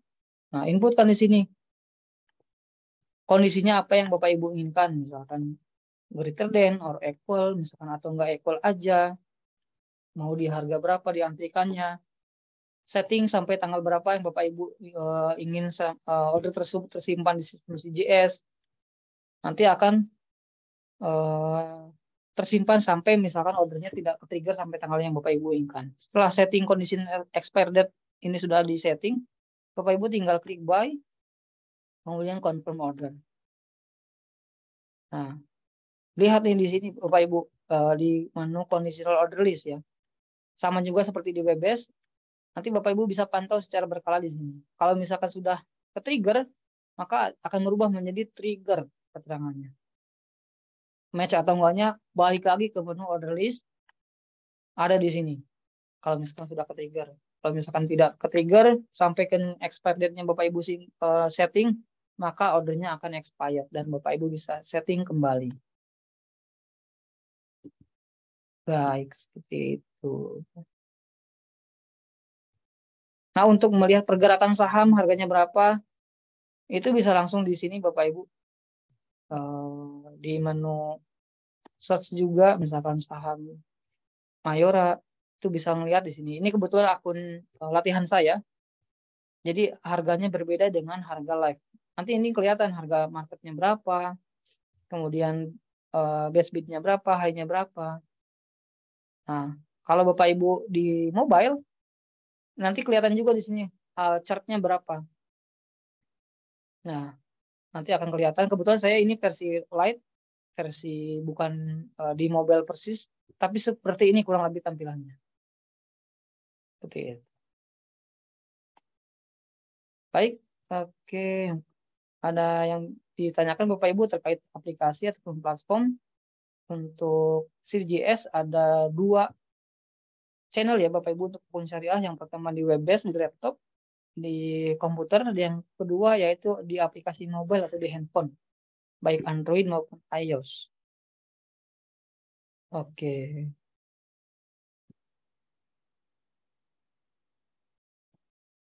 Jadi ini saya sudah tadi menjawab pertanyaan dari Pak Rizky ya, berapa lot yang saya butuhkan untuk beli saham. Sudah kelihatan juga di aplikasi Pak Rizky. Kemudian berapa nilai untuk membuka akun saham di CGS. Ya, jadi sudah menjawab dari pertanyaan-pertanyaan dari Pak Rizky Ardi Purnanto. Mudah-mudahan bisa menjawab dari pertanyaan Bapak ya Pak. Oke.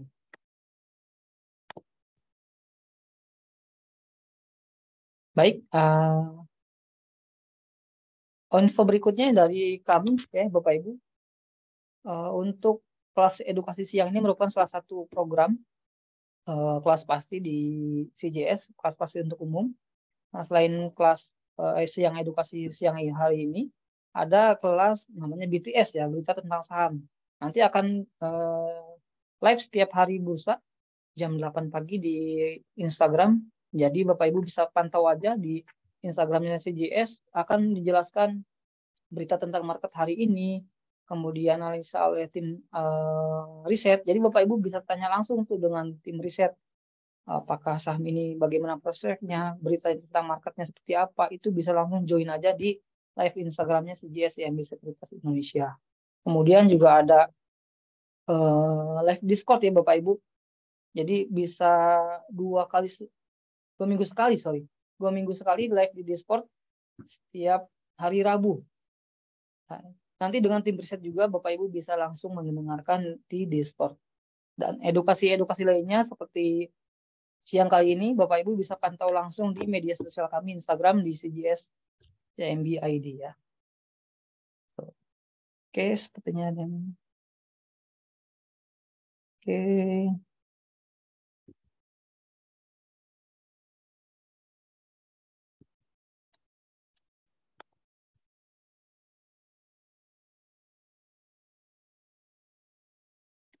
Ada yang ditanyakan lagi Bapak Ibu? Mungkin ataupun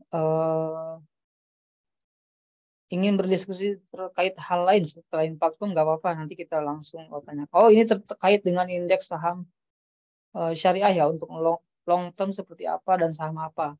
Jadi untuk saham apa, sepertinya ini tim riset yang berhak untuk menjawab, bukan saya Bapak Ibu.